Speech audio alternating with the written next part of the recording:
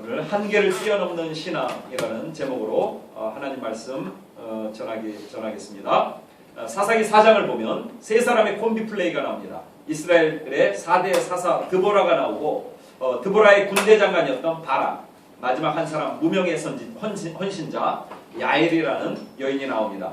놀라운 것은 어떤 한 사람이 주도적으로 일한 것이 아니라 이 세 사람이 서로 협력해서 조화를 이루어 하나님의 놀라운 일을 이루었다는 것입니다.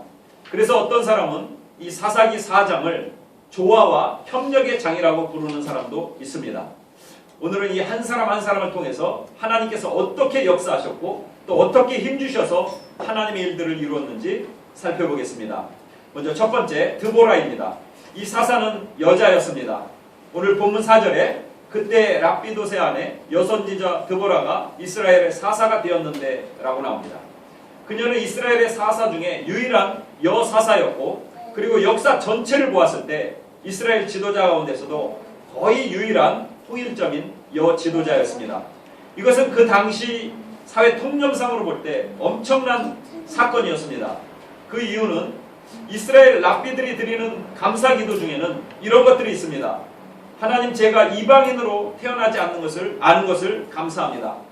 그리고 제가 짐승으로 태어나지 않은 것을 감사합니다. 또 제가 여자로 태어나지 않은 것을 감사합니다. 이렇게 랍비들은 기도했는데 이런 풍토에서 여자가 사사가 되었다는 것 엄청난 일 아닙니까? 그러면 하나님께서 이런 사회적인 통념을 깨버리고 여자 사사 드보라를 주신 이유가 무엇입니까? 그것은 우리에게 사회적 관습에 얽매이지 않는 그런 인생을 살라는 것입니다. 쉽게 말해서 한계를 뛰어넘는 인생이 되라고 여자 사사 드보라를 등장시켰다는 것입니다. 실제로 악한 마귀는 하나님의 백성을 억누르기 위해서 여러 가지 한계들을 가지고 우리를 얽어맵니다. 쓸데없는 미신을 믿게 만든다는 것입니다. 여러분, 1940년대만 해도 마라톤을 연구하는 사람들이 인간은 42.195km를 절대로 2시간 30분 내에는 달릴 수 없다고 그렇게 얘기했습니다. 2시간 30분을 넘으면 심장이 파열된다, 그렇게 얘기했습니다. 그런데 최근에는 어떻습니까? 2시간 6분대에도 들어오지 않습니까? 그런데도 심장파열로 죽은 사람은 한 사람도 없습니다. 이렇게 사람들은 어떤 때는 의사, 어떤 때에는 약학자, 심지어는 목사말을 통해서 자꾸만 한계를 짓습니다. 그러나 하나님의 능력 안에 서 있는 하나님의 백성들은 한계에 눌려있지 말고 능력 주시면 얼마든지 한계를 뛰어넘을 수 있다는 의식으로 무장해야 합니다.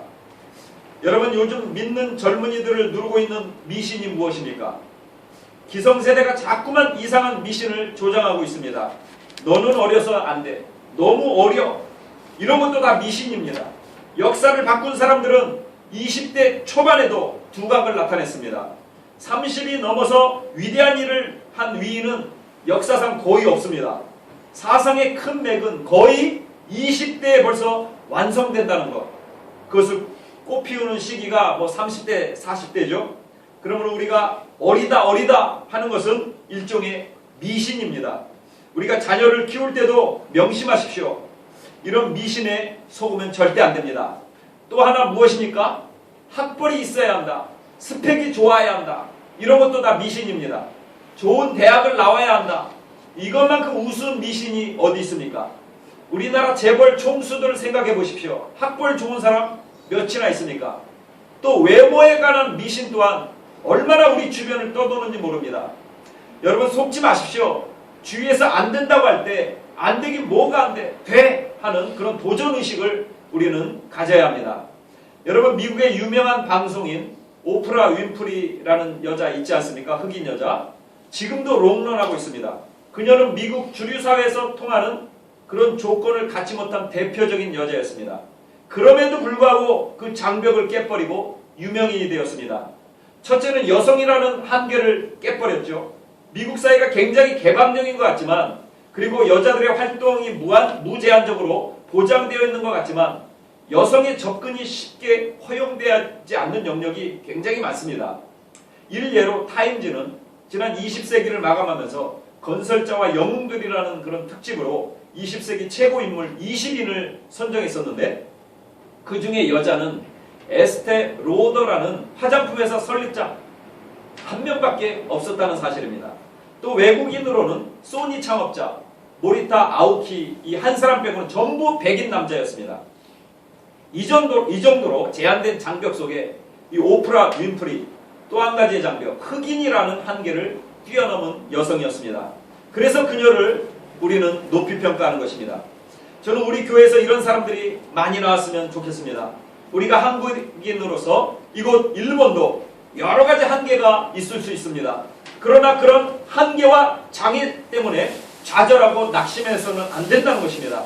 믿는 사람의 특징이 무엇입니까? 그런 장애를, 그런 한계를 뛰어넘는 것입니다. 오늘 본문이 우리에게 보여주는 귀중한 교훈은 이 드보라라는 한 여인을 통해서 모든 인습과 간행의 장벽들을 다 뚫고 나가라는 것입니다. 하나님께서 함께 하시면 능히 모든 것을 다 이룰 수 있다는 그런 메시지를 오늘 주시는 것입니다. 여기에 여러 가지 한계에 눌려있는 성도들이 있다면 이 말씀을 듣고 자리를 박차며 일어서기를 간절히 바랍니다. 두 번째, 바락이라는 사람입니다. 이 바락을 통해 알 수 있는 것, 믿음과 확신을 통해 승리하는 인생이 돼야 한다라고 하는 것입니다. 그가 확신을 얻게 되는 과정을 살펴보면 14절에 뭐라고 나옵니까? 14절에 드보라가 바락에게 이르되 일어나라 이는 여호와께서 시스라를 내 손에 넘겨주신 날이라 여호와께서 너의 앞서 나가지 아니하시느냐 하는지라 이에 바락이 만명을 거느리고 다볼산에서 내려가니 이 바락은 드보라를 통해 들린 그 하나님의 말씀을 듣고 일어섰습니다. 한마디로 바락은 믿음의 사람입니다. 바락이 시스라를 물리칠 수 있었던 것은 병력이 많아서가 아닙니다. 무기가 좋아서도 아닙니다. 다른 사람보다 오히려 앞섰던 것 한 가지 있었는데 이것이 바로 믿음, 그 확신이었습니다. 여러분, 예수 믿는 사람들의 무기가 무엇입니까? 다른 무기가 없습니다. 우리에게는 오직 믿음, 이 확신이 무기라는 것입니다.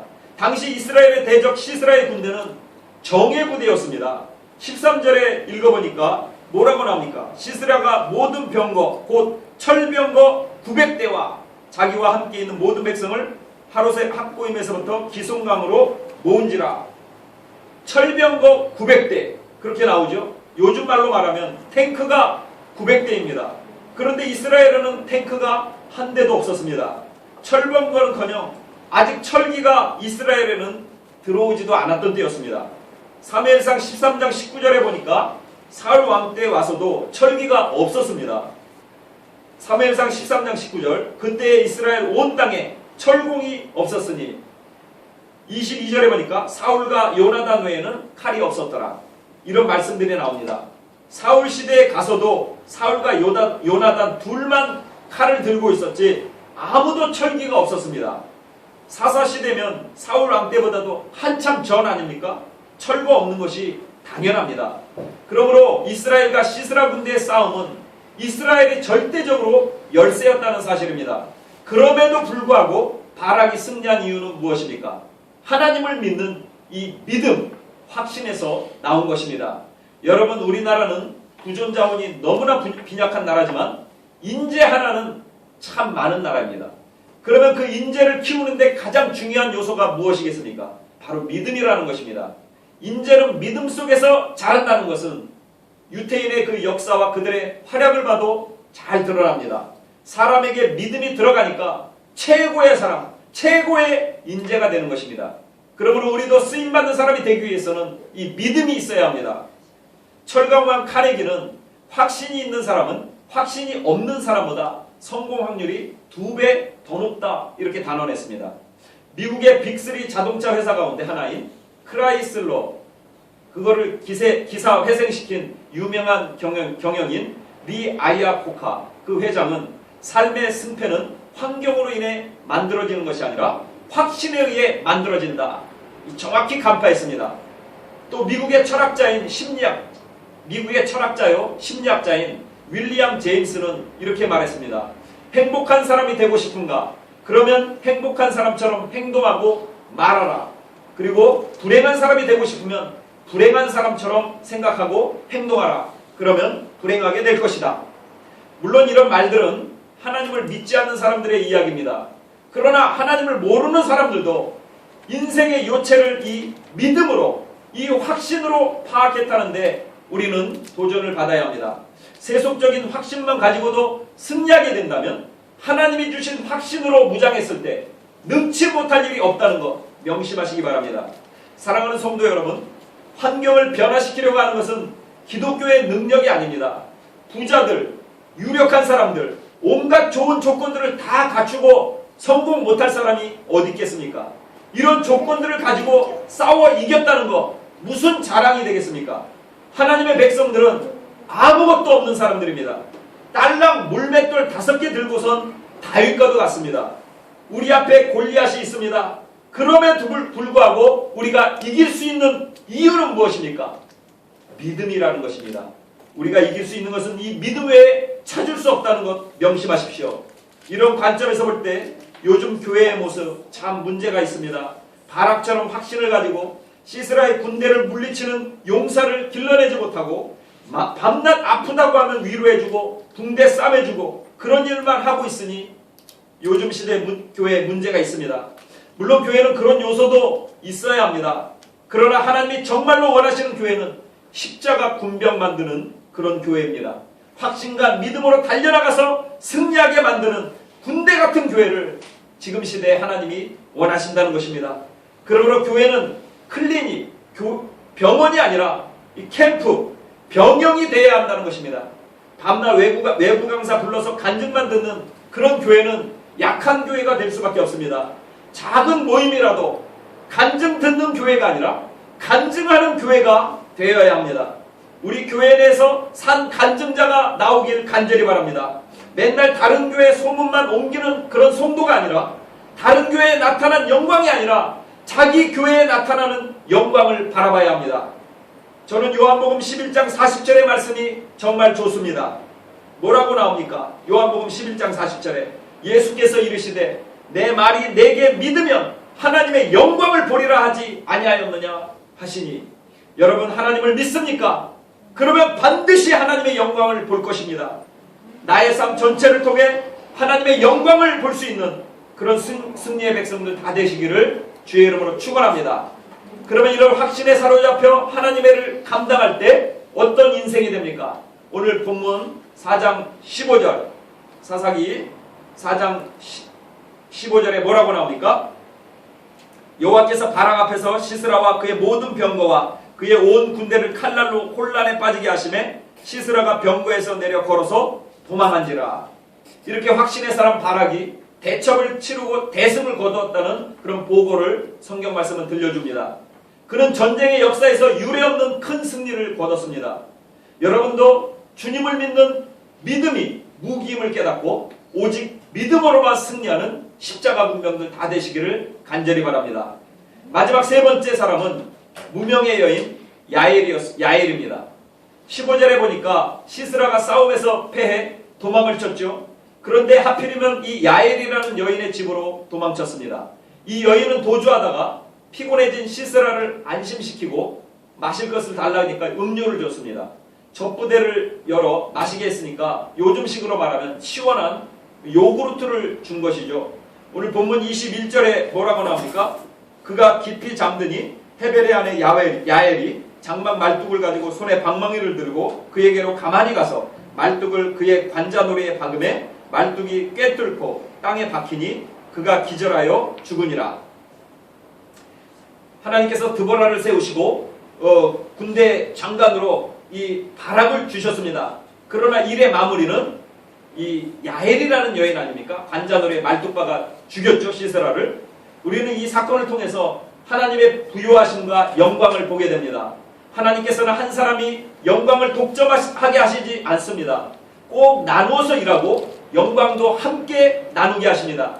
이 사건의 경우 미리 예언의 말씀을 주셨죠. 9절에, 본문 9절에 뭐라고 나옵니까? 이르되 내가 반드시 너와 함께 가리라. 그러나 내가 이번에 가는 길에서는 영광을 얻지 못하리니 이는 여호와께서 시스라를 여인의 손에 파실 것임이니라 하고 드보라가 일어나 바락과 함께 게데스로 가니라. 여기서 말하는 그 여인의 손이 바로 야엘이었습니다. 하나님은 주도적으로 일하는 백성뿐만 아니라 보조적으로 일하는 백성을 통해서도 영광 받기를 원하신다는 것입니다. 여기 여러분 1대 사사는 그 온니엘이었고 2대 사사가 에웃이었죠. 에웃은 우리의 안중근 의사 같은 그런 영웅이었습니다. 그리고 3대 사사가 삼갈입니다. 삼갈은 그의 인생과 행적을 한 절로 표현하고 있습니다. 별로 주목받지 못한 그런 사람이었던 것 같습니다. 제가 만약 삼갈이었다면 정말 자존심 상했을 것 같습니다. 왜냐하면 오늘 본문의 4장 1절에 보니까 제3대 사사는 분명 삼갈인데 4장 1절 2대 사사는 에웃이 죽으니라고 이렇게 시작합니다. 원래 순서대로라면 삼갈이 죽으니 이렇게 시작해야 하지 않습니까? 어찌 보면 삼갈을 사사로도 취급하지 않은 듯한 그런 인상을 줍니다. 에웃이 죽은 후에 곧장 드보라가 등장하는 것처럼 이렇게 되어 있죠. 삼갈은 그렇게 보잘것없는 사람이었습니다. 그러나 기분 상할 거 없습니다. 하나님은 강한 자도 사용하지만 연약한 백성도 들어쓰시며 영광 받기를 원하신다는 것입니다. 그러므로 협력사역이 아주 중요합니다. 하나님께서 협력사역을 통해 영광 받기를 원하십니다. 전도서 4장 9절 10절에 이렇게 나옵니다. 두 사람이 한 사람보다 나음은 그들이 수고함으로 좋은 상을 얻을 것임이라. 혹시 그들이 넘어지면 하나가 그 동물을 붙들어 일으키려니와 홀로 있어 넘어지고 붙들어 일으킬 자가 없는 자에게는 화가 있으리라. 협력의 중요성을 확인시키는 그런 말씀입니다. 여러 명이 협력해야만 하나님의 일을 제대로 한다는 것입니다. 드보라, 바락, 야엘은 서로 많이 다른 그런 사람이었습니다. 성별도 다르고 직임도 달랐습니다. 하나님의 도구로서 맡아 이룬 일들도 다릅니다. 그럼에도 불구하고 하나가 되어 놀라운 일들을 이루고 있습니다. 이렇게 여러 명이 힘을 합치면 강해진다는 것입니다. 그렇습니다. 하나됨의 능력이 있습니다. 조화로운 하나됨, 이런 하나됨이 하나님의 뜻이라는 것입니다. 그러나 하나 된다고 해서 획일화 하는 것은 옳지 않습니다. 획일화된 국가나 교회는 전체주의, 사회주의를 지향하는 것이지 성경이 말하는 통일체가 아닙니다. 조화로움이 배제된 하나됨은 제국주의, 군국주의와 다를 바가 없습니다. 그러면 조화로움 속에서 하나됨을 이루기 위해 우리가 해야 할 일 무엇입니까? 용납하는 태도, 이것이 필요합니다. 여러분, 동질의 사람들이 모여서 하나 되는 것은 어렵지 않습니다. 실제로 교회도 그렇습니다. 어떤 교회에 보면은 특정 계층, 특정 지역인들만 모이는 교회가 있습니다. 동질적인 사람들, 같은 이슈를 가지고 있는 사람끼리는 만남이 부담으로 느껴질 리가 없습니다. 그러나 다양한 사람들, 곧 부자, 가난한 사람들, 늙은 사람, 젊은 사람, 또 연약한 사람, 강건한 사람, 이렇게 모든 사람이 다 모여서 조화 속에 통일을 이룰 수 있는 교회가 위대한 교회라는 것입니다. 마지막 시대에는 하나님께서 이런 교회를 사용하십니다. 따라서 조화로움 속에 통일을 이루기 위해서는 누구든지 용납해야 합니다. 여러분, 다른 것은 틀린 것이 아닙니다. 다른 것에 대해서 우리에게 그 열린 마음이 있어야 합니다. 드보라, 바락, 야엘을 보니까 성격이나 기질, 성별이 다 달라도 하나가 될 수 있었습니다. 용납하기만 하면 이렇게 될 수 있다는 것입니다. 사랑하는 성도 여러분, 단색으로는 아름다운 그림을 그릴 수 없습니다. 7빛깔 무지개색 다 사용해야 한다는 것입니다. 바이올린 소리가 아무리 좋아도 그거 하나 가지고는 아름다운 선율을 만들 수 없습니다. 오케스트라가 되어야 합니다. 골고루 다 있어야 합니다. 하다못해 짝짝이나 트라이앵글이라도 있어야 합니다. 다양성이 있을 때 아름다운 교회가 될 수 있습니다. 그러므로 나와 다르더라도 용납하기를 바랍니다. 저는 이전에 늘 그런 먹던 음식만 먹었는데요. 먹던 음식이 아니면은 못 먹었습니다. 특히 뭐 스시나 회는 입에도 못 댔습니다. 그러나 최근에는 생각을 바꾸고 아무 음식이나 용감하게 다 먹습니다. 물론 배탈도 잘 나지만 먹으니까 되더라고요. 이제는 못 먹을 게 없어요. 뭐 다 먹습니다. 그러니까 더 건강해지는 느낌입니다. 옷도 마찬가지입니다. 항상 저는 뭐 정형화된 옷, 그런 우중충한 옷만 입고 다녔는데 이제는 파랑색, 노란색, 심지어는 빨강색 안 가리고 다 입습니다. 입어보니까 사람이 달라 보이더라고요. 사랑하는 성도 여러분, 익숙한 것과 익숙한 것과 결별하십시오. 그것이 성장하는 길입니다. 이 관습이나 맹신에 눌려있지 말고 항상 새로운 것을 시도함으로써 좀 더 넓고 이 호연지기가 있는 그런 성도, 그런 교회가 되어야 합니다. 여러분, 에이브람 링컨이 이런 말을 남겼습니다. 적을 선별하는 것은 차선이고 적을 친구로 만드는 것이 최선이다. 그러므로 우리 교회가 더욱더 강력한 교회가 되려면 더 많은 영혼을 품고 이 다양성을 인정하는 그런 교회가 되어야 될 줄 믿습니다. 드보라, 바락, 그리고 야엘이 함께 일하는 그런 천연색 교회가 되어야 합니다. 그런 하나됨의 능력과 조화되는 그 조화됨의 그 아름다움이 우리 TBRC 교회에 흘러넘치기를 간절히 소원합니다. 기도하겠습니다. 하나님, 은혜를 감사합니다. 오늘 이 드보라, 바락, 야엘을 통해서